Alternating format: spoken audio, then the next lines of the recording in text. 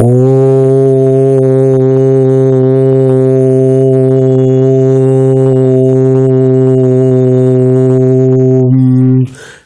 તત્સત.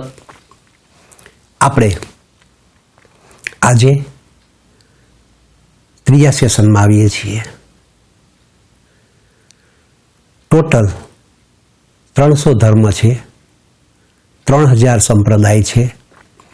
બધા જ ધર્મની આપણે એક એક વિધિ ગણીએ તો 3300 વિધિ થાય. પરંતુ આ વિધિઓ 3300 નથી. એનો અભ્યાસ કર્યો એટલે આપણને ખબર પડી વિધિ તો માત્ર 10 જ વિધિ છે.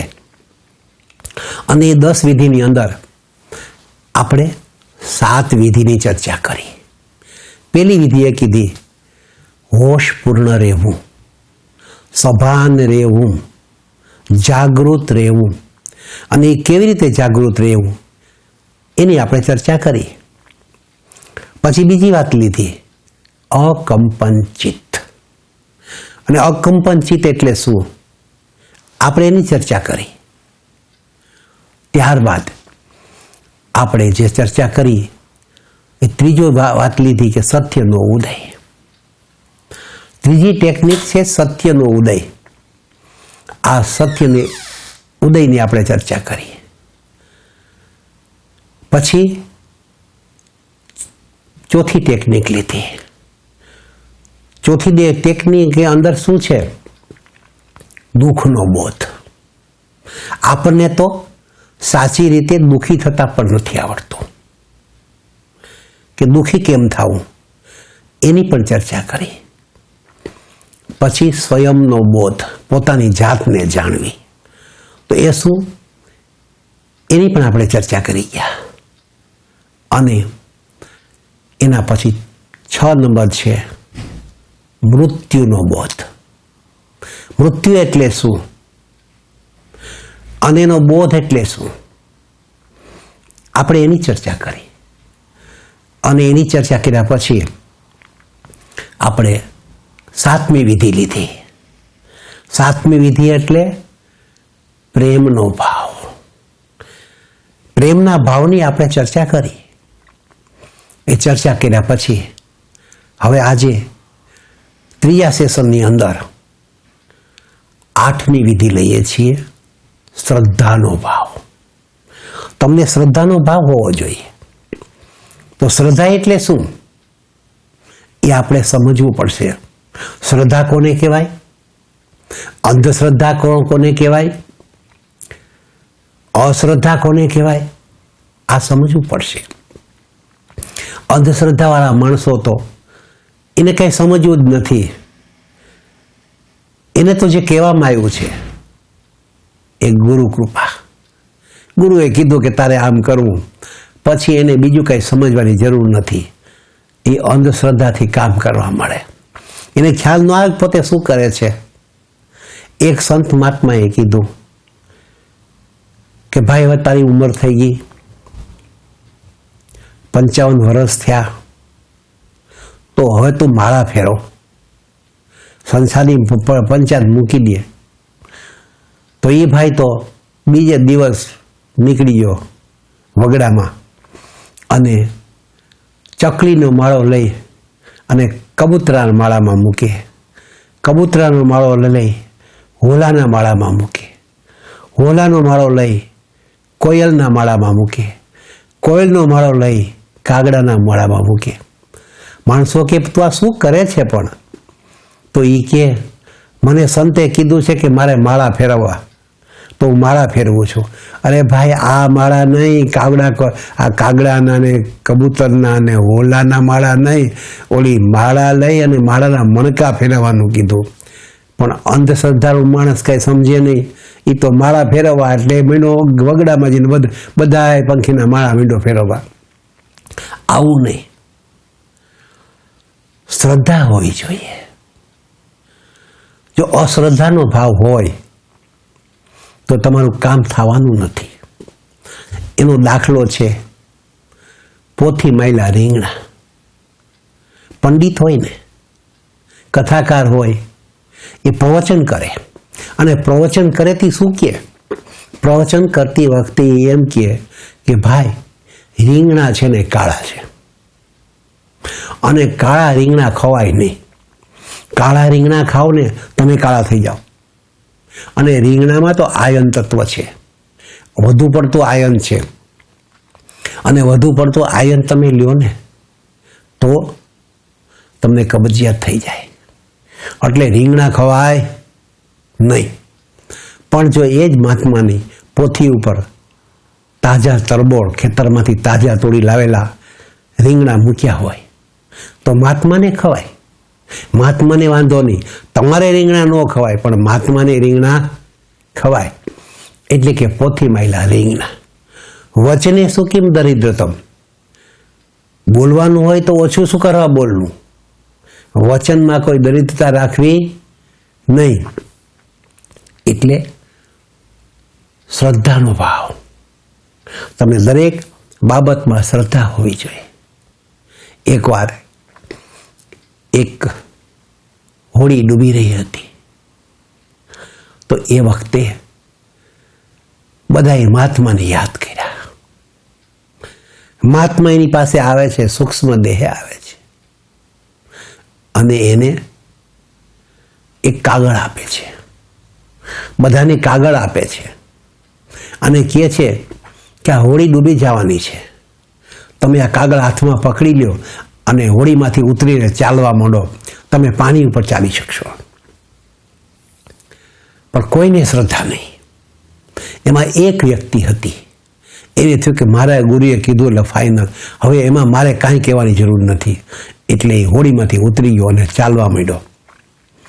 ચાલતા ચાલતા કિનારા સુધી પહોંચી ગયો. એને એમાં એમ થઈ ગયું મનમાં કે ઓહો, આ મંત્ર કેટલો ચમત્કારી! આ મંત્ર લખેલી ચીઠી મારા હાથમાં છે અને એ ચીઠી પકડીને હું ચાલું છું તો પાણી ઉપર ચાલી શકું છું. તો પછી મનમાં એમ થયું કે આવો કેવો અદ્ભુત મંત્ર છે, લાવવું એ મંત્ર જોઉં તો ખરો કે મંત્ર છે કેવો. એટલે એને મુઠ્ઠી ખોલી નાખી.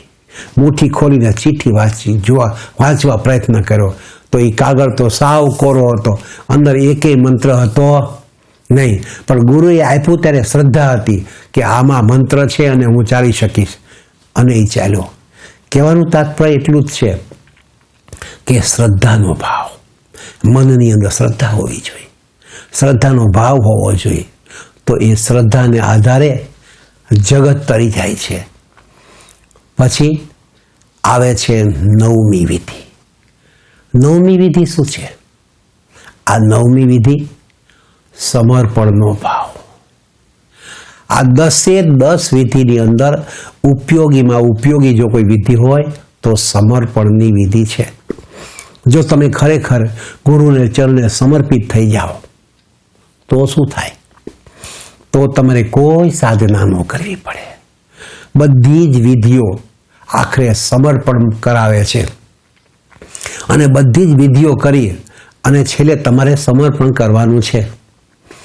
આ તો કેવી વાત થઈ, સિદ્ધિભાઈનો ડાબો કાન. સિદ્ધિભાઈને કીધું હોય કે તું તારો કાન પકડ, ડાબો કાન પકડ, તો એ જમણે હાથે આમ કરીને આમ ડાબો કાન પકડે, આમ ડાબે હાથે આમ સીધો કાન પકડે નહીં. એટલે કહેવાય છે કે સિદ્ધિભાઈનો ડાબો કાન. એમ સાધનામાં પણ આ જ થાય છે. હજારો વિધિઓ છે અને આ હજારો વિધિઓ આખરે તમને લઈ ક્યાં જાય છે? સમર્પણનો ભાવ. બસ તમે સમર્પિત થઈ જાઓ, તમારો અહંકાર શૂન્ય થઈ જાય અને જો પૂરેપૂરા તમે સમર્પિત થઈ જાઓ તો સમાધિ લાગતા વાર નથી લાગતી, પરમ તત્વના દર્શન થતા વાર નથી લાગતી.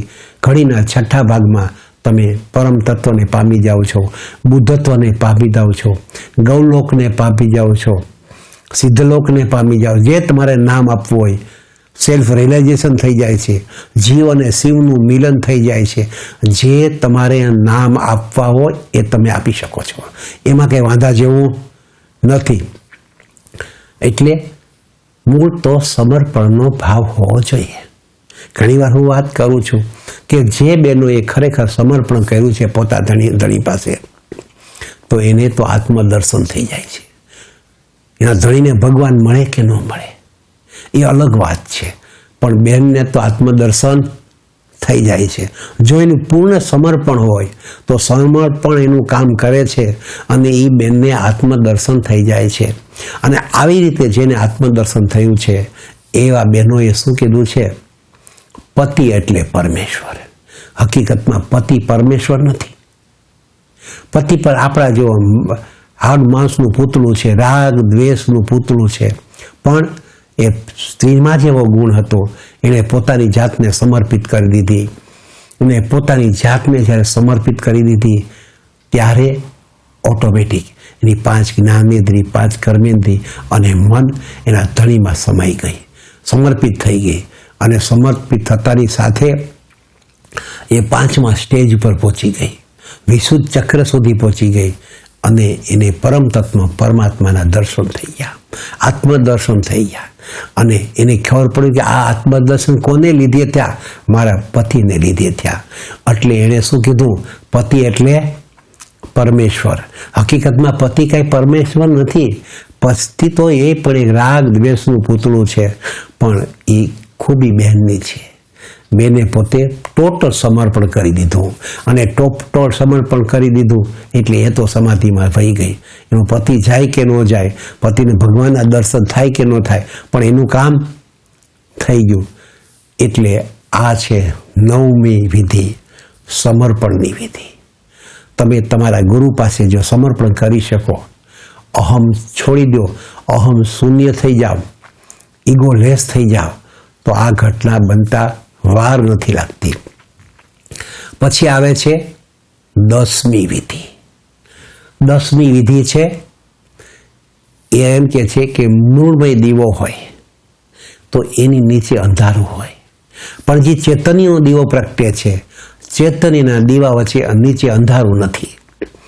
આ એક આધ્યાત્મિક જગતની મહાન ઘટના છે. આધ્યાત્મિક જગતની આ મહાન ઘટના શું છે કે દીવા, ભૌતિક દીવો કર્યો હોય તમે તો એની નીચે અંધારો હોય છે. દાખલા તરીકે તમે ટ્યુબલાઇટ કરી હોય, ટ્યુબલાઇટ આખા રૂમને પ્રકાશ આપે છે, પણ ટ્યુબલાઇટની પાછળ તમે જુઓ ને તો ટ્યુબલાઇટની પાછળ અંધારું હોય છે. ટ્યુબલાઇટની પાછળ પ્રકાશ નથી હોતો. એટલે તો કહેવાય છે કે દીવા પાછળ અંધારું. કોઈ મોટા માણસ થઈ ગયા હોય, આખા જગતમાં એનું નામ હોય, પણ એના છોકરા એવા થાય એટલે લોકો શું કહે?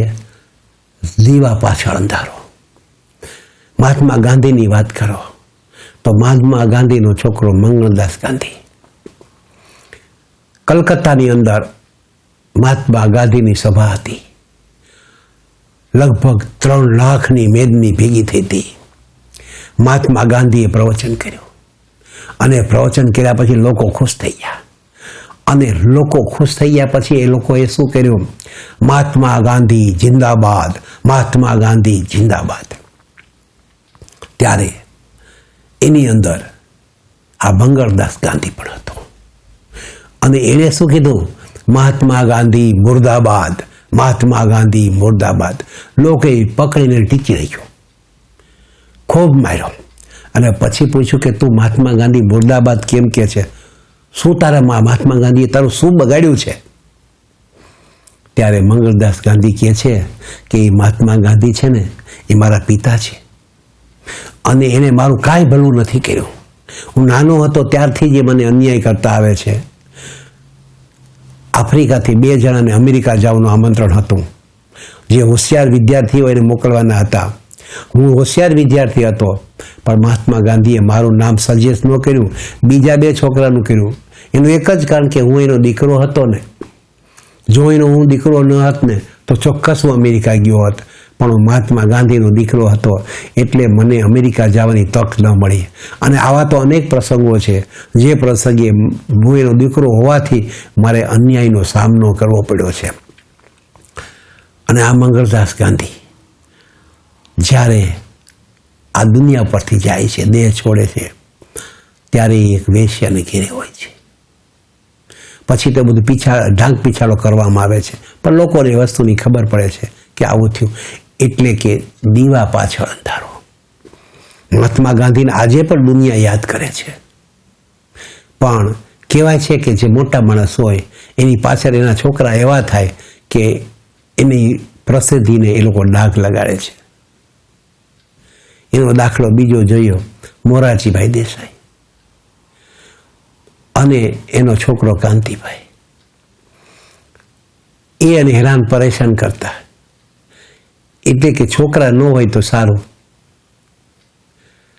કહેવાનું તાત્પર્ય એટલું છે કે દીવા પાછળ અંધારો. આ માટે આપણે એમ કહીએ છીએ કે બાજભાઈને શાંતિ, એને કાંઈ કોઈ તકલીફ નહીં, કારણ કે અપરિણિત છે, લગ્ન કર્યા નથી, છોકરા નથી. એટલે છોકરા નથી તો આવા કોઈ પ્રશ્નો આવતા નથી. કહેવાની વાત આટલી જ છે કે આપણે 10 વિધિની ચર્ચા કરી, અને જે આ 10 વિધિની ચર્ચા કરી એમાં ચર્ચામાં શું કર્યું કે પહેલી વાત તો આપણે એ સમજી લ્યો કે આ જગતની અંદર 300 ધર્મ છે, 3000 સંપ્રદાય છે, અને એક ધર્મે 10 15 વિધિ આપી છે. પણ જવા દો એ વાતને, આપણે તો એટલું જ માનીએ કે 300 ધર્મ છે, 3000 સંપ્રદાય છે, અને એના વડાઓએ એક વિધિ આપી છે, તોય 3300 વિધિ થાય. અને આ બધી જ વિધિ જો કરીએ તો ક્યારે કરાય?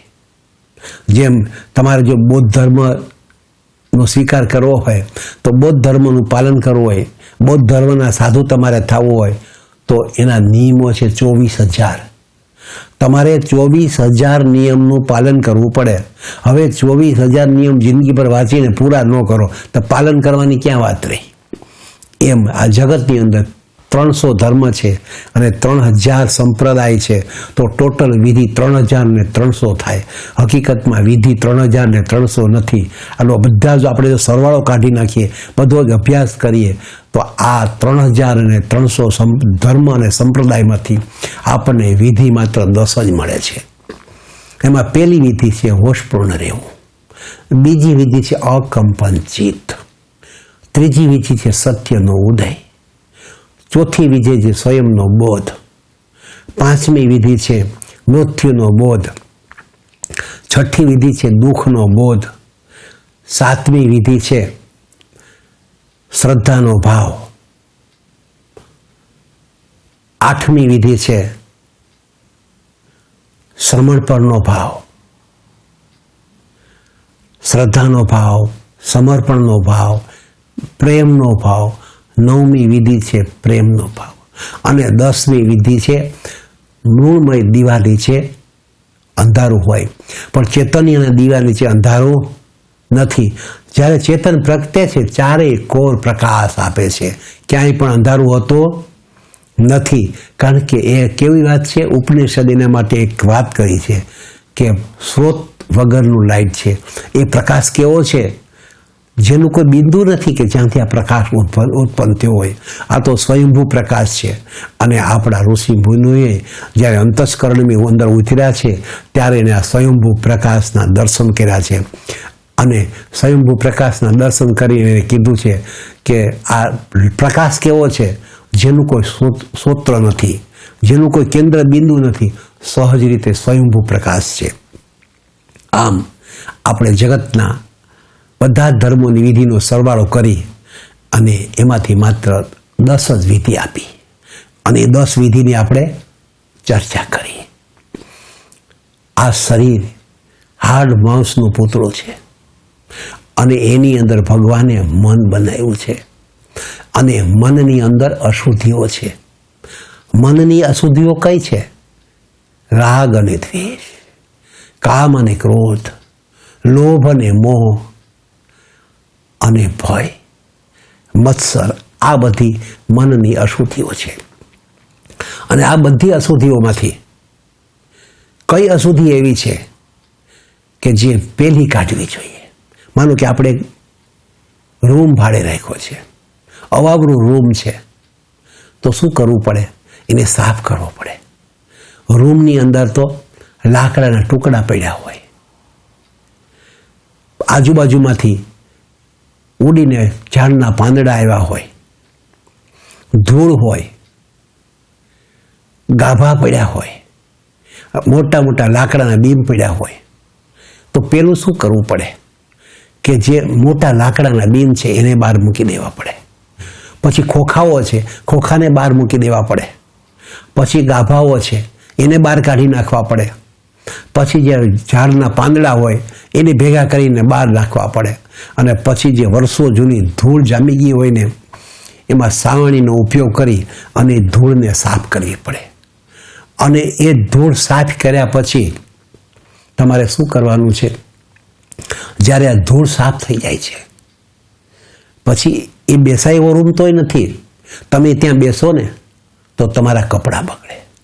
અને આવું ન થાય એના માટે તમારે શું કરવાનું છે? પોતું કરવાનું છે. પહેલાં એને પાણીથી ધોઈ નાખવાની, પછી ગાભાથી સરસ રીતે સાફ કરીને લૂછી નાખવાની. લૂછી નાખો પછી એ રૂમ બેસાય એવો થાય છે. એમ આ શરીર પણ ભગવાનનું મંદિર છે અને આ ભગવાનના મંદિરને આપણે સ્વચ્છ કરવું પડે. તો આ બધા ધર્મોએ કીધું કે આ મંદિરને સ્વચ્છ કરવું હોય તો શું કરવું? સૌથી પહેલું જો માનવ જાતને મુશ્કેલીમાં મૂકતો હોય તો એ છે ભય. ભયમાંથી અભય થવું જોઈએ. જ્યારે તમે અભય બની જાઓ પછી એવો જ બીજો આવે છે ક્રોધ. તમારે ક્રોધના પંજામાંથી છૂટવું જોઈએ. ક્રોધ તમને હેરાન પરેશાન કરે છે અને આજે માનવ જાતના જે શત્રુ છે એમાંનો એક શત્રુ છે ક્રોધ. અને ક્રોધને લીધે માનવ જાત પોતાની કેટલીય શક્તિઓ ગુમાવે છે. તો ક્રોધ એટલે શું એ સમજવું જોઈએ. ઘણા કહેતા હોય છે, ઘણા શું કહેતા હોય છે કે ભાઈ મારો ક્રોધ એવો, બધા મને ઓળખે. જ્યારે મને ક્રોધ ચડે ને પછી કોઈ મને બોલાવે નહીં, કોઈ મને છેડે નહીં. અરે મારો ક્રોધ તો એવો કે હું જ્યારે ક્રોધિત થાઉં ને પછી કોઈને હાથનો નહીં, પછી કોઈ મને પકડી ન શકે. મારું મગજ ચડી આમ ક્રોધની ઉપર બળાઈ મારે છે. હકીકતમાં ક્રોધ તો દુર્બળતાની નિશાની છે, બળવાનની નિશાની નથી. બળવાન તો એ છે જે ક્રોધને સહન કરે છે. ક્રોધ કોઈને લાફો મારવો સહેલો છે, એમાં કંઈ અઘરી વાત નથી. પણ એ લાફો માર્યા પછી એ લાફાનો જે પ્રત્યાઘાત આવે છે એ પ્રત્યાઘાત સહન કરવો એ તાકાતની વાત છે. એ તમારી પાસે બળ માગે છે. લાફો મારો અઘરો નથી, પણ એનો પ્રત્યાઘાત પછી જે આવે છે ને એ તમારે સહન કરવાનો છે. કહેવાનું તાત્પર્ય એટલું જ છે કે જ્યારે આપણને ક્રોધ ચડે તો શું કરવું? અમારા એક મિત્ર છે યોગેશભાઈ, એની પત્ની છે સુમનબેન. સુમનબેને યોગેશભાઈને કીધું કે તમે જાઓ બજારમાં જઈ અને શાક લઈ આવો. સુમનબેને યોગેશભાઈને શાક લેવા મોકલ્યા. એ સવારના 8 વાગે શાક લેવા ગયા અને શાક લઈને બપોરે 1 વાગે ઘરે આવ્યા. સુમનબેન તો ધુઆ ફુઆ થઈ ગયા હતા. જ્યારે અંદર દાખલ થયા તો સુમનબેને પેલો જ પ્રશ્ન કર્યો કે તમે શાક લેવા ગયા હતા કે શાક ઉગાડવા ગયા હતા? એ કાંઈ ખબર ન પડી. હું તમારી રાહ જોઈને થાકી ગઈ કે હમણાં શાક આવે, હમણાં શાક આવે અને હું શાક બનાવું. આખરે હું થાકી ગઈ અને પછી બટેટાનું શાક બનાવી નાખ્યું છે. યોગેશભાઈ રસોડામાં ગયા, તપેલી લઈ લીધી. તપેલી લીધી ને માથે મૂકી. ઓલા બેન કે આ શું કરો છો તમે? આ તપેલી લઈને માથે કેમ મૂકી? યોગેશભાઈ કે શાક ગરમ કરવું છે. તપેલી હોય ને એ શું હોય? એનું નામ જ તપેલી. જે ઠંડી ન હોય એને તપેલી કહેવામાં આવે છે. સ્ત્રી હંમેશા ગરમ હોય, ભડકા જેવી હોય. તો એને શાક ગરમ કરવું હોય તો તપેલી લઈ અને ગરમ તો કરવું પડે ને. શાક તો ઠંડુ પડી ગયું છે એટલે મેં તારા માથા ઉપર મૂક્યું. તારા માથા પર મૂક્યું એટલે શાક ગરમ થઈ જાય. તપેલી તો ખરી ને તું તપેલી છો એટલે શાક ગરમ થઈ જાય. અને સુમનબેન ખડખડાટ હસી પડ્યા. એને ખ્યાલ આવી ગયો કે આ મારો ગુસ્સો ગમે એટલો છે પણ આ એવા છે ટાઢા બરફ જેવા છે. અને એની હાજરીમાં ગુસ્સો મારો ટકવાનો નથી, કારણ કે સ્ત્રીનો ગુસ્સો કેવો છે? બટકનો ગુસ્સો છે. એને જરાક તમે મનાવી લ્યો. સ્ત્રીનું એક બિરદ છે. સ્ત્રી કેવી છે? માનુની છે. એ તમારી પાસે માન માગે છે. તમે એને જો થોડીક મનાવી લ્યો ને, બસ એ તમારે માની જાય છે, તમારી થઈને રહે છે. પણ એને ગુસ્સે ન કરાય. સ્ત્રીની સાથે તમે જીતવા જાઓ, સ્ત્રીને જીતી ન શકો. અરે તમે એકવાર માની લો કે સ્ત્રીને જીતી લીધી, તોય તમે હારી ગયા છો. તમે હારી જાઓ તો હારી જ ગયા છો, પણ જીતો તોય હારી ગયા છો. એને જીતી શકાય નહીં. એને પ્રેમ અને હૂંફ આપી શકાય, જીતી શકાય નહીં એને. તો એ તમને બધું આપવા તૈયાર છે, માત્ર એને પ્રેમ અને હૂંફની જરૂર છે. મૂળ વાત એટલી છે કે ક્રોધ ચડે. તો ક્રોધ આવવાના બે કારણ છે. એક તો એ અહંકાર. જેના મનની અંદર અહંકાર ભર્યો હોય ને, એને ક્રોધ ખૂબ ચડે. તમે મને ઓળખો છો કે હું કોણ છું? હું નિર્દોષ હતો અને તમે મને લાફો માર્યો. ના મારવો જોઈએ. હું તમને બતાવી દઈશ, હું તમને આમ કરી દઈશ. આ ક્રોધના વખતના બોલેલા શબ્દો છે. બીજું છે સહનશીલતાનો અભાવ. માણસમાં સહનશીલતા ન હોય, અને આજે એ ગુણ વધુ છે કે માણસમાં સહનશીલતા નથી. ક્યારેય શું પગલું ભરે, એક નાની એવી વાતમાં માણસ પોતે આપઘાત કરી નાખે છે. આપઘાત કરનારાઓ છે, તમે એ જોશો તો એનું કંઈ બહુ ગંભીર કારણ હોતું નથી. એક નાનું એવું કારણ હોય છે, અને નાના કારણથી આપઘાત કરી નાખે છે. અમારી બાજુમાં એક બેન રહેતા હતા. એને બટેટાનું શાક બનાવ્યું. એનું ધણી એની પાસે આવ્યો. બપોરના 12 વાગ્યાની ઓફિસ હતી, કે કારખાનામાં કામ કરતો હતો. કામ પૂરું કરીને ઘેરે આવે છે, અને એના ધણીને એ પોતે જમવા બેસે છે. બાઈ એને રીંગણાનું શાક પીરસે છે. બેનને રીંગણાનું શાક આપે છે. ભાઈને રીંગણાનું શાક ભાવતું નથી. એટલે એ કહે છે કે આખી ગામમાં ફરી, આખા શાક માર્કેટમાં ફરી અને રીંગણાનું શાક લાવી. તને ખબર છે કે મને રીંગણાનું શાક ભાવતી નથી, પણ તારે મને દુઃખી જ કરવો છે. બેનને બિચારી ભૂલી છે કે બહાર નીકળીને રીંગણાવાળાની શાક રેકડી આવીએ છીએ, તો એને રીંગણા લીધા. એને એમ ખબર નહોતી કે આવું પ્રસંગ બની જશે. અને બેનને પણ દુઃખ થઈ ગયું કે મેં રસોઈ કરી, એ મારી રસોઈ વગોવી. એટલે એણે શું કર્યું? બહુ દુઃખ થઈ ગયું. એને એકદમ ક્રોધ ચડી ગયો, અને ક્રોધમાં ને ક્રોધમાં એ 5 લીટર કેરોસીનનું ડબલું ભેગું લીધું.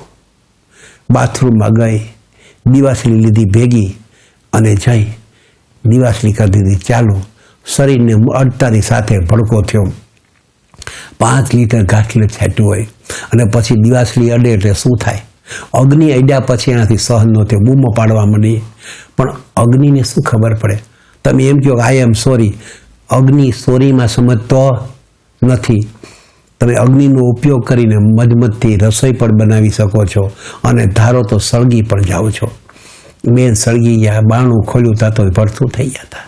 આમાં વાત કેટલી હતી? રીંગણાનું શાક કે બટેટાનું શાક.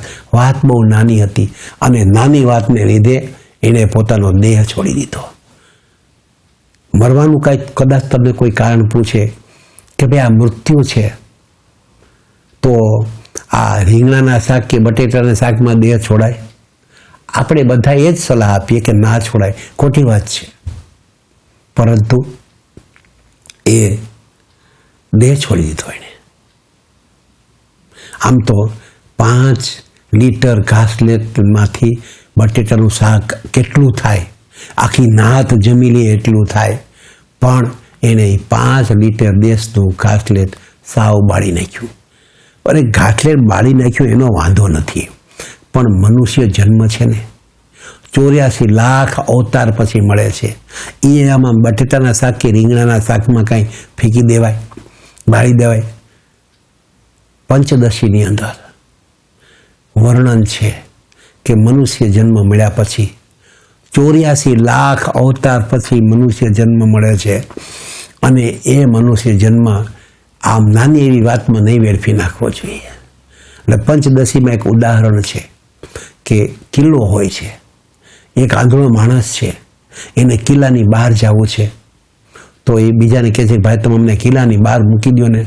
કિલ્લાની બહાર હું જાઉં ને, કિલ્લાની બહાર ગયા પછી મેં રસ્તો જોયો છે, પણ આ કિલ્લો મારે કેમ પાર કરવો ખબર નથી, દરવાજો મને ખબર નથી.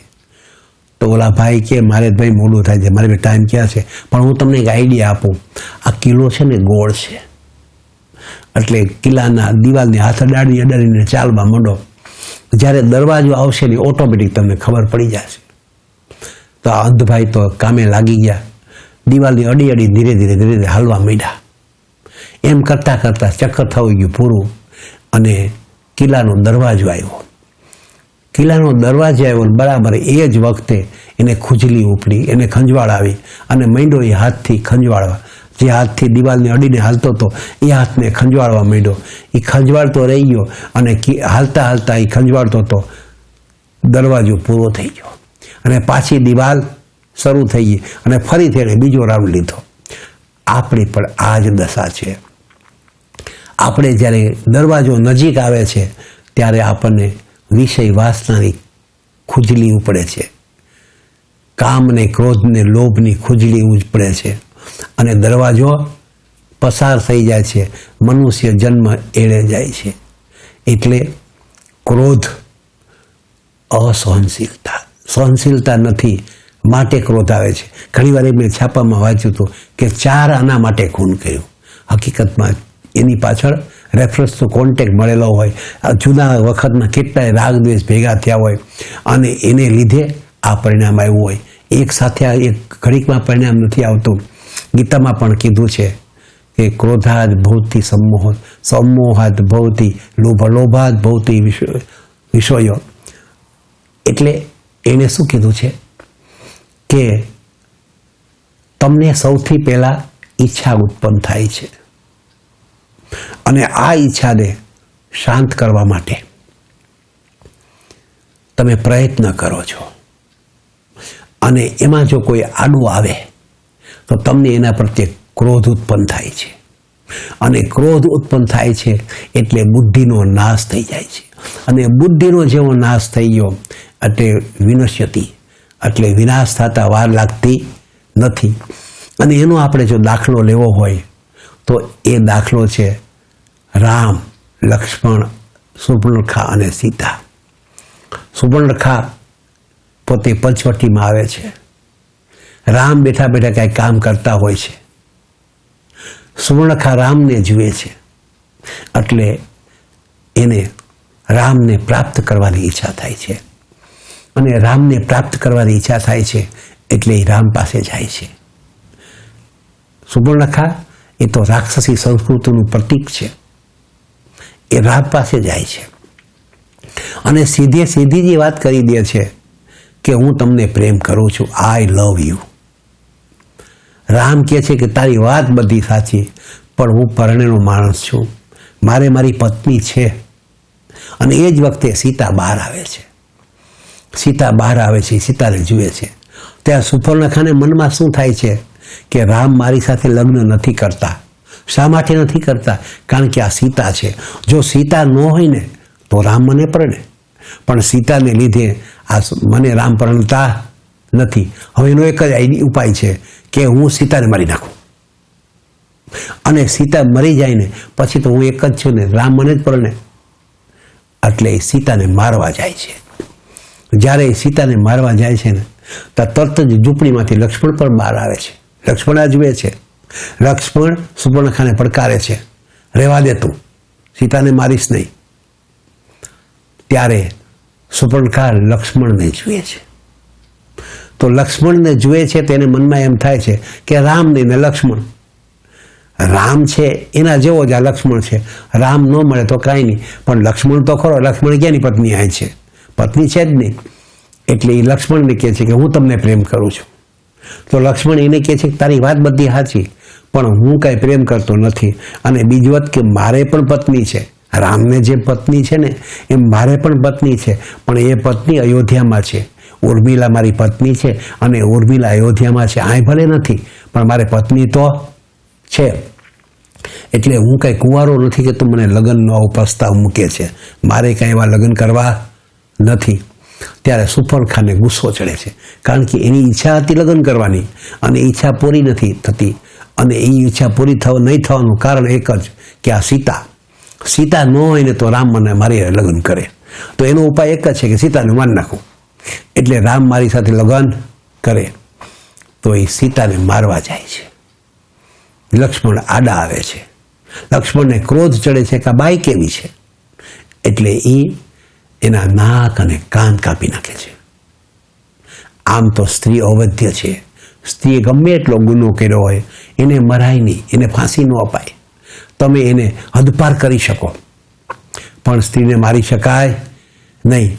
આપણા શાસ્ત્રોએ 4 બાબત એવી છે કે જેને અવધ્ય કર્યું છે. એક તો નારી, સ્ત્રીને કોઈ દિવસ મરાય નહીં, એનું વધ ન કરાય. બીજું બ્રાહ્મણ અવધ્ય છે. બ્રાહ્મણને કોઈ દી મરાય નહીં. એને બહુ ગુનો કર્યો હોય તો તમે એને દેશ નિકાલ કરી દો પણ એને મરાય નહીં. ચોથા છે રાજા કેવા છે? લાખોના પાલનહાર છે. જો રાજા મરી જાય તો આખા રાજ્યની અંદર કેટલા બધા ગોટાળા થઈ જાય અને એ ગોટાળા સોલ્વ કરવા માટે ખૂબ તમે પ્રયત્ન કરો પણ એ ગોટાળા સોલ્વ થાય નહીં. એટલે રાજા અવધ્ય છે. અને ચોથું છે ભ્રૂણ હત્યા. ભ્રૂણને હત્યા ન કરાય. મહાન પાતક લાગે. તમે સ્ત્રી હત્યા કરો, ભ્રૂણ હત્યા કરો, રાજ હત્યા કરો, આ મોટામાં મોટા પાપ છે. આ ન કરાય. એટલે સુપર્ણખાના નાક અને કાન લક્ષ્મણે કાપી નાખ્યા. એટલે સુપર્ણખા પછી ત્યાંથી રડતી જાય છે. આપણે એનો ઇતિહાસ તો જાણીએ છીએ. મૂળ વાત એટલી છે કે પેલી કામના ઉત્પન્ન થાય અને કામના જો પાર ન પડે તો આપણને ક્રોધ આવે અને ક્રોધ આવે એટલે બુદ્ધિનો નાશ થઈ જાય અને બુદ્ધિનો નાશ થયા પછી સર્વનાશ, બીજું કાંઈ રહેતો નથી. મને રામકૃષ્ણ પરમહંસનો દાખલો યાદ આવી જાય છે કે એક સાધક રામકૃષ્ણ પરમહંસ આવે છે અને એને વાત કરે છે કે તમારો શિષ્ય ગાંડો ગોપાલ કેવો છે કે અમે હોળકામાં અહીંયા દક્ષિણેશ્વર આવતા હતા, એ પણ હોળકામાં સાથે હતો અને એ હોળકાની અંદર બેઠેલા 1-2 જણાએ તમારી નિંદા કરી તેને ગુસ્સો ચડી ગયો અને એ હોળકાની અંદર મારામારી કરી બેઠો. ભગવાનની કૃપા કે અમે બચી ગયા, નકર બધા ડૂબી મરત. તમે આને કંઈક સમજાવો. રામકૃષ્ણ પરમહંસ ગોપાલદેવ કહે છે આ વાત સાચી છે? ગોપાલ કહે હા વાત સાચી છે. આ લોકો તમારી નિંદા મારા ગુરુની નિંદા કેમ સહન થાય? મારાથી ગુરુની નિંદા સહન ન થઈ શકી અને મને ક્રોધ ચડી ગયો અને ક્રોધમાં મેં આ પગલું લીધું. રામકૃષ્ણ પરમહંસ કહે છે કે આમાં તો કોઈક માણસો મરી જાય આવું તારે કરાય? બહુમાં બહુ તો તારે શું કરવું જોઈએ? મૌન રહેવું જોઈએ. ક્રોધ ચડે ત્યારે શું કરવાનું? મૌન થઈ જવાનું. તારે મૌન રહેવું હતું. એને મને કંઈ ગાળો દીધી, મને કંઈ ગાળો લાગી, મને એણે ગાળો દીધી પણ હું એ ગાળોનો સ્વીકાર ન કરું તો એને પાછી જાય. મને એમાં કાંઈ વાંધો નથી તો તે શું કરવા આવું કર્યું? એટલે ગોપાલ પોતે માફી માંગે છે. એ વાતને થોડા દિવસો થાય છે અને થોડા દિવસો પછી એક બીજા સાધકની વાત આવે છે. તો બધાએ એક સાધક એને ફરિયાદ લાવે છે કે તમારો આ સાધક છે, ઓલા ભાઈ 2-4 ભાઈઓ હતા અને તમારી ટીકા કરતા હતા અને આ શાંતિથી બેઠો સાંભળતો હતો. એને જરાય કાંઈ ન થયું. મારા ગુરુને આટલી કોઈ નિંદા કરે અને હું શાંત રહી શકું?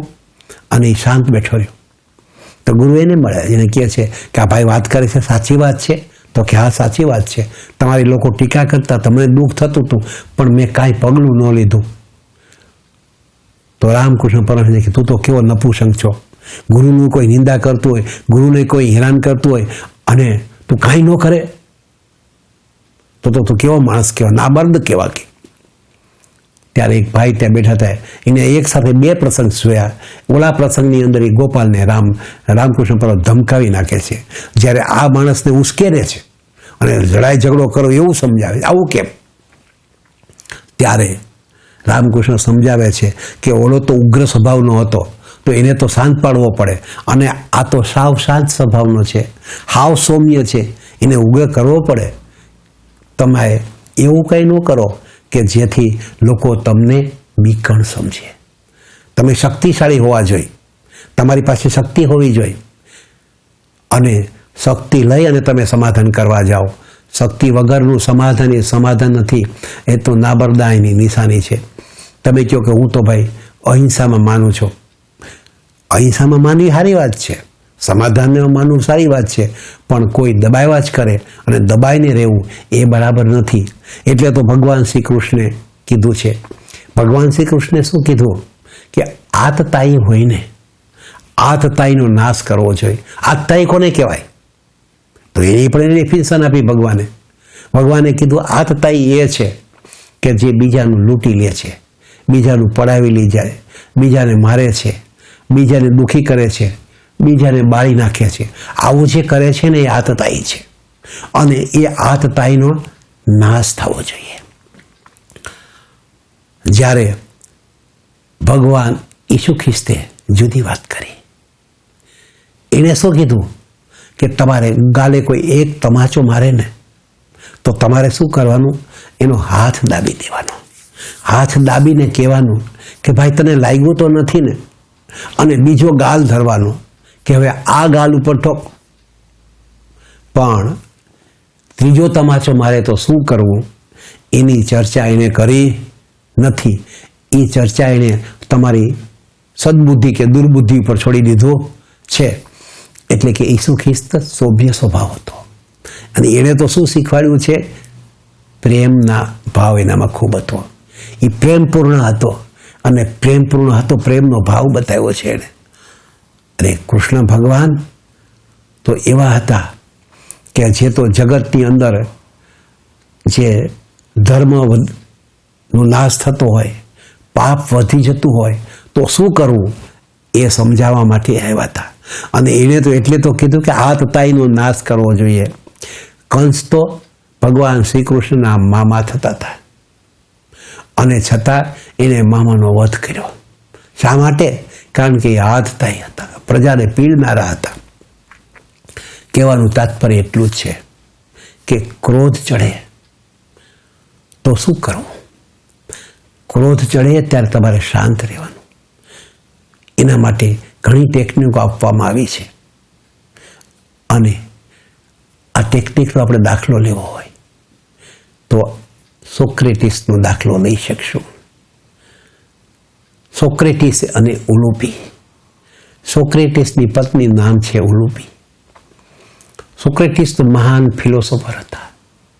એ ફિલોસોફી આપતા હતા, અને ફિલોસોફીની અંદર એટલી એની મસ્તી હતી કે સવારના પોરમાં સોક્રેટિસ બેઠા બેઠા ઓટલે બેઠા બેઠા દાંતણ કરતા હતા. ત્યારે તરત જ બે ચાર યુવાનો ભેગા થઈ ગયા. બે ચાર યુવાનો જોઈને બીજા બે ચાર યુવાનો ભેગા થઈ ગયા, અને 10 મિનિટની અંદર તો 25-30 યુવાનનું ટોળું ભેગું થઈ ગયું. અને સોક્રેટિસ એ બધાને હારે પ્રવચનમાં લાગી ગયા. પણ સોક્રેટિસની પત્ની ઉલુપી, એનાથી આ સહન ન થયું. એટલે એણે શું કર્યું? રસોઈ ઘરની અંદર જોરથી થાબડા પછાડે, એટલો અવાજ કરે કે બહાર આ લોકો જે પ્રવચન સાંભળે છે એ પ્રવચન સાંભળી શકે નહીં. અને પછી એનો હદ આવી ગઈ, એનો છેડો આવી ગયો. તો આખરે એટલી બધી ગુસ્સે થઈ ગઈ કે રાતે એણે જે એઠવાડ ભેગો કર્યો હતો, જેમાં પછીનો એ ડોલ ભરીથી લઈને અગાસીમાં ગઈ, અને અગાસીમાં જઈ અને આખી ડોલ એણે આ બધાની ઉપર છાંટી દીધી. બધા એઠવાડ ભરાઈ ગયા. જ્યારે એઠવાડ ભરાઈ ગયા ત્યારે સોક્રેટિસ કહે છે. સોક્રેટિસ શું કહે છે? સોક્રેટિસ એમ કહે છે કે ભાઈ, મને એમ થતું હતું કે આટલી ગાજવીજ થઈ, અને આટલી ગાજવીજ થઈ તો વરસાદ કેમ ન આવ્યો? પણ ના, વરસાદ આવ્યો. આ જગ્યાએ તમારી જાતને ફિટ કરો. તમે વિચારો કે તમારા દોસ્તાર મિત્રો બધા આવેલા હોય, અને તમારી પત્ની એની ઉપર એઠવાડ છાંટે, તો તમે શું કરો એ તમે વિચારી જુઓ. એ જ વખતે તમે પત્નીને ઘરની બહાર કાઢી મૂકો અને પિયર ભેગી કરી દો કે તું જોતી ધાલતી થઈ જાય. જે મારા દોસ્તાર મિત્રોનું અપમાન કરે એને મારે શું કરવી છે? જ્યારે સોક્રેટિસે શું કીધું? સોક્રેટિસે એમ કીધું કે મને મનમાં એમ થતું હતું કે આટલી બધી ગાજવીજ થઈ તો વરસાદ કેમ ન આવ્યો. મને બીજો એક પ્રસંગ યાદ આવી જાય છે, તુકારામનો. તુકારામ પણ પરમ ભક્ત હતા અને તુકારામ પરમ ભક્ત હતા ને એની પત્ની પણ કર્કશાબાઈ હતી. એને બહુ ત્રાસ આપતી હતી. તે એકવારનો એ પ્રસંગ છે કે તુકારામ ગામની બહાર ગયા, સીમમાં ગયા, ખેતરમાં ગયા, તો ત્યાંથી એક ખેડૂતે એને શેરડી આપી. 20-25 શેરડીનો ભારો આપ્યો કે તમે લઈ જાઓ. તુકારામ શેરડીનો ભારો લઈ અને આવે છે. પોતાની શેરીમાં દાખલ થાય છે તો નાના નાના બાળકો રમતા હતા. તો એક બાળકી કીધું, કાકા મને એક શેરડી આપો ને. તો તુકારામે તરત જ એક હાથો કાઢીને એને આપ્યો, લે ભાઈ ખાતો. તો બીજા છોકરાને ખબર પડી કે કાકા તો શેરડી આપે છે. તો એ દોડતો આવ્યો, કાકા કાકા મને શેરડી આપો ને. એને શેરડી આપી. થોડી વાર છોકરાઓનું ઘણું ટોળું ભેગું થઈ, બધા શેરડી માગતા ગયા અને તુકારામ દેતા ગયા. હવે એ વખતે તુકારામના પત્ની સામે ઓટલા પર ઊભા હતા અને ઓટલા ઉપર ઊભા ભાઈ જોતા હતા કે તુકારામ શું કરી રહ્યા છે. એને તો મનમાં એમ થયું, હો આ તો કર્ણ દાનેશ્વરી આવી ગયા કે જે હોય બધું લૂંટાવી દે છે. એકદમ એને ક્રોધ ચડ્યો. શું કરે? પછી તુકારામ એની પાસે આવે છે. જ્યારે એની પાસે આવે છે ત્યારે એક સાઠો વધ્યો હોય છે. એક સાઠો વધ્યો હોય છે તો એ એક સાઠો એને આપી દેશે, ભાઈ આ તારો સાઠો. તો ઓલી તો એકદમ ક્રોધમાં હતી. એને એ સાઠો લીધો અને એક તુકારામના બરડામાં ઠોક્યો. બરડામાં સાઠો માર્યો, સાઠાના 2 ભાગ થઈ ગયા. તો તુકારામ શું કહે છે? મને મનમાં એમ થતું હતું કે આપણે ખાનારા આપણે 2 જણા અને સાઠો એક શું કરશું. પણ તે તો આઈડિયા કર્યો, સાઠાના 2 ભાગ પાડી દીધા. વાહ, તારું કામ તો કેવું પડે. આ જગ્યાએ તમારી જાતને મૂકી જુઓ, તમને ખબર પડે કે શું થાય. મને એક વાત યાદ આવી રહી છે. એ વખતે મારી ઉંમર 17 કે 18 વર્ષની આસપાસ હશે. મારો એક મિત્ર મોટો, એની ઉંમર 20 વર્ષની આસપાસ હશે. એના તાજા લગ્ન થયા હતા. ત્યારે રાજકોટની અંદર પ્રહલાદ ટોકીઝની અંદર એક પિક્ચર આવતું હતું, સાઉન્ડ ઓફ મ્યુઝિક. મ્યુઝિકનું પિક્ચર, સરસ મજાનું સંગીતનું પિક્ચર. અને એ વખતે મને સંગીતનો પણ શોખ હતો. સંગીત તો મને ખૂબ ગમતું હતું. એટલે મેં એને કીધું, આ પિક્ચર સરસ છે, ચાલ આપણે જોવા જઈએ. મને કે હાલો જઈએ. અમે મને પિક્ચર જોવા ગયા રાતના 9ના શોમાં. સરસ પિક્ચર હતું. સરસ મજાના ડાન્સિંગના જુદા સ્ટેપ બતાવતા હતા. આનંદ આવે હતો. પિક્ચર અમે જોયું. 12:30 છૂટી. એ એને ઘેરે ગયો, હું મારે ઘેરે ગયો. એ ઘેરે ગયો તો એની પત્નીના તો પોતે ઉપરના માળે એકલી બેઠી પોતાનું પુસ્તક વાંચતી હતી. ધીમેકથી અંદર દાખલ થયો અને એને વાત કરી કે જો આજે હું સાઉન્ડ ઓફ મ્યુઝિક પિક્ચર જોવાયું, હું મારો મિત્ર બને જ્યાં જોવાઈએ. ફાઇન પિક્ચર હતું, સરસ હતું. પણ એ ચોપડીમાંથી માથું જ ઊંચું ન કરે, ચોપડી જ વાંચ્યા કરે. એને મનમાં એમ થયું કે હું આને વાત કરું છું અને આનું ધ્યાન નથી, એ મને સાંભળતા નથી લાગતા. એટલે એની પાસે જાય છે, એના હાથમાંની ચોપડી લઈને ઘા કરી દે છે. ચોપડીનો જ્યારે ઘા કરી દીધો પછી એને કહે છે કે તું મારી વાત સાંભળે છે? હું પિક્ચર જોવા ગયો હતો, સાઉન્ડ ઓફ મ્યુઝિક, બહુ મસ્ત પિક્ચર છે, તું ભેગી આવે તને બહુ મજા આવત. પણ મને એ પિક્ચર ખૂબ ગમ્યું અને એમાં તો શું સરસ મજાના ડાન્સ હતા. હાલ આપણે ડાન્સ કરીએ. તો ઓલી એમાં નથી કરવો. તો કે ના હાલને મજા આવશે. એટલે ઓલી હાના કરતી હતી.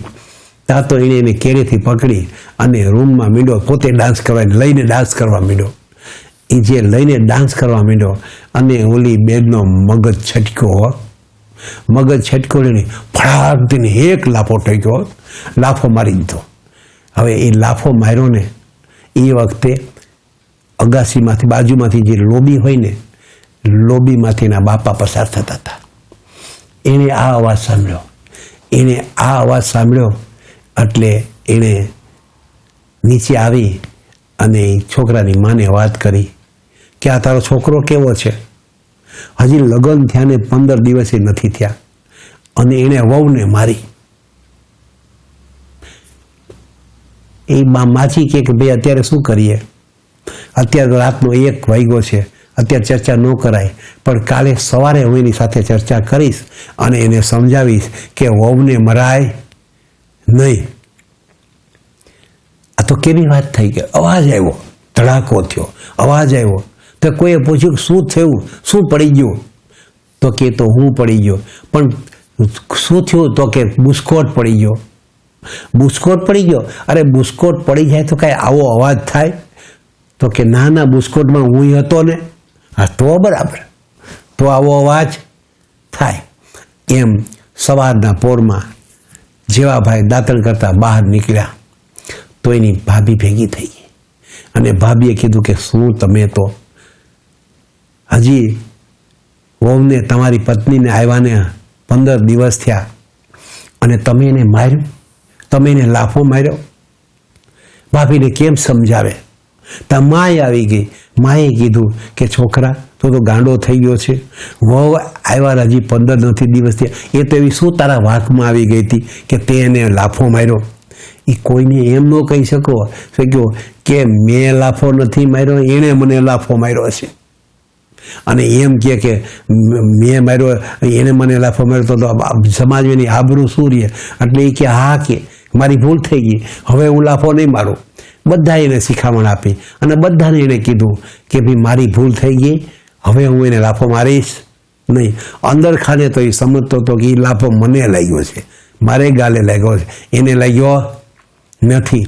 અને પછી મને મળવા આવે છે, સાંજે મને ભેગો થાય છે, ત્યારે મને વાત કરે કે મારી તો ઘાણી થઈ ગઈ, આવું થયું. એટલે પછી મેં એને સલાહ આપી કે ભાઈ જે થઈ ગયું એ થઈ ગયું, હવે તું મન ઉપર નહીં લાવતો, કારણ કે આ તો પછી હીરની ગાંઠો પડી જાય અને જિંદગીભર કંકાસ અને કજિયામાંથી તમારે પસાર થવું પડે. આવું ન કરતું, તું એને માફ કરી દે છે, આવું મનમાં ન રાખતો. મને મારા કોલેજ જીવનનો એક બીજો પ્રસંગ યાદ આવી જાય છે કે કોલેજ ત્યારે હું જામનગરમાં, ડિગ્રી કોલેજ જામનગરમાં ભણતો હતો. તો એક કોલેજની અંદર એક પૈસાદારનો છોકરો પણ આવતો હતો. એની પાસે તો કાર હતી. તો પોતે કાર લઈને આવતો હોય તો રસ્તામાં જે છોકરીઓ ચાલીને આવતી બધાને આગ્રહ કરે, ચાલો મારી મોટરમાં બેસી જાઓ, હું તમને કોલેજે છોડી દઉં છું. અને ઘણી છોકરીઓની લિફ્ટ સ્વીકારે અને એ મોટરમાં બેસી જાય અને એને કોલેજે મૂકી દે. એમાં એક છોકરી પાસેથી પસાર થાય છે અને છોકરીને એમ કહે છે કે બેન તમે બેસી જાઓ, હું તમને કોલેજે પહોંચતા કરી દઉં. તો ઓલી છોકરી શું કહે છે કે એ બધી જેવી હું નથી, આ કાંઈ રાહદારી રસ્તો નથી. અને એ એના મનમાં ઘૂસી જાય છે. પછી એ ઘેરે આવે છે ને એના મા બાપને વાત કરે છે કે આ જે છોકરી છે એની પાસે મારે લગ્ન કરવા છે. અને કુદરતને કરવું કે એની જ જ્ઞાતની હતી અને નજીકમાં એને ઓળખતી હતી. એ લગ્નનું માગું એને લઈને જાય છે.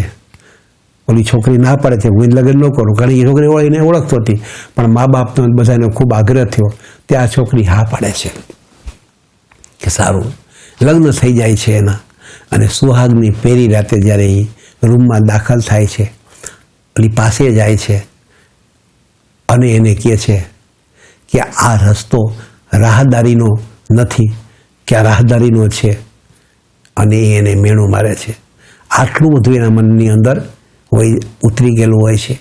કહેવાનું તાત્પર્ય એટલું છે કે ક્રોધને સહન કરવો એ તો બળવાન માણસનું કામ છે. સામાન્ય માણસ ક્રોધને સહન ન કરી શકે. વર્ષો પછી બે મિત્રો ભેગા થઈ ગયા. બે મિત્રો ભેગા થઈ અને વાતો કરતા હતા. એ વાતો શું કરતા હતા? વાતમાં એમ કહેતા હતા, ઓલો મિત્ર કે કેટલા વર્ષે આપણે ભેગા થયા, લગભગ 25 વર્ષ જેવો સમય થઈ ગયો. તે શું કર્યું? તો કે કાંઈ નહીં, કોલેજમાંથી આપણે છૂટા પડ્યા, તું તારે ઘર બાજુ ગયો, મારી બાજુ આવ્યો અને મેં લગ્ન કરી લીધા. તો કે મેં લગ્ન કર્યા. તો ભાભીનું કેમ છે? તો કે યાર ઠીક છે, હવે આ શું કરકસા બાઈ મને બહુ ત્રાસ આપે છે. તો કે એમ બેડ લક હો, તારા બેડ લક કહેવાય. તો કે હાવ એવું નહીં, મને દેહમાં ₹1,00,000 મળ્યા. તો એ તારા ગુડ લક. દેહમાં દહેજની અંદર ₹1,00,000 મળવા એ તો તારા ગુડ લક કહેવાય. તો શું ગુડ લક? એ પૈસા લઈ અને મેં વેપાર કર્યો, તો વેપારમાં ખોટ ગઈ, તો એ તારા બેડ લક ભાઈ. પછી તો કે એ દુકાન મેં વેચી નાખી, અને એ દુકાન વેચી નાખી, તો એ દુકાન વેચી નાખ્યા પછી મને ₹5,00,000 મળ્યા. ₹5,00,000 મળ્યા, તો એ તો તારા સારા નથી કે ગુડ લક કહેવાય. શું ગુડ લક કે? એ ₹5,00,000નો મેં બંગલો લીધો, મુંબઈ જેવા શહેરની અંદર મેં બંગલો લીધો. તો એ તો ગુડ લક કહેવાય કે મુંબઈ જેવા મોટા શહેરની અંદર તારો બંગલો હોય, ઘણું કહેવાય. તો કે ના, કે ગુડ લક છે ના, કે એ બંગલો બળી ગયો. તો કે એ તો બેડ લક કહેવાય. બંગલો બળી ગયો એ ક્યાંય સારું કહેવાય નહીં. ના ભાઈ, કે એમાં મારી પત્ની ભેગી હતી ને, એટલે મૂળ કહેવાની વાત એટલી જ છે કે માણસને ક્રોધ આવે છે. જ્યારે ક્રોધ આવે છે ત્યારે સહન નથી થતો. અને ક્રોધ કેમ સહન કરવો, એમાં શું આપણે કરવું, એનો ઉપયોગ કરી અને આત્મસાક્ષાત્કાર કેમ કરવો, એ સમજવા જેવી વાત છે. જો આપણને ન આવડે, ભગવાને આપણે ક્રોધ આપ્યો છે, કામ આપ્યો છે, લોભ આપ્યો છે, મોહ આપ્યો છે, પણ આપણે ધારીએ તો એનો ઉપયોગ કરી શકીએ છીએ. અને ઉપયોગ કરી અને આત્મદર્શન થઈ શકે છે. કેવી રીતે થાય છે એની ચર્ચા આપણે હવે પછીનું જે સેશન લેવાના છીએ એ સેશનની અંદર કરીશું કે આપણને ભગવાને જે શક્તિ આપી છે, સવાલ માત્ર એટલો છે કે આપણે એનો ઉપયોગ કરી અને કેવી રીતે આત્મસાક્ષાત્કાર કરી શકીશું. હું જ્યારે નાનો હતો ત્યારે કુસ્તીમાં જતો, ત્યારે અમારે કુસ્તીના જે આચાર્ય ગુરુ હતા એ અમને એ જ શીખવતા કે આપણે બીજાની સામે હરીફ આપણો છે એ હરીફની શક્તિનો ઉપયોગ કરી અને આપણે એને ચિત કરવો. આપણે આપણી શક્તિ વાપરવી નહીં. તો ક્રોધનો ઉપયોગ કરી અને આત્મસાક્ષાત્કાર કેમ કરાય એ વિશેની ચર્ચા આપણે હવે પછીનું જે ચોથું સેશન લઈશું ત્યારે કરીશું. અત્યારે આપણે પૂરું કરીએ છીએ.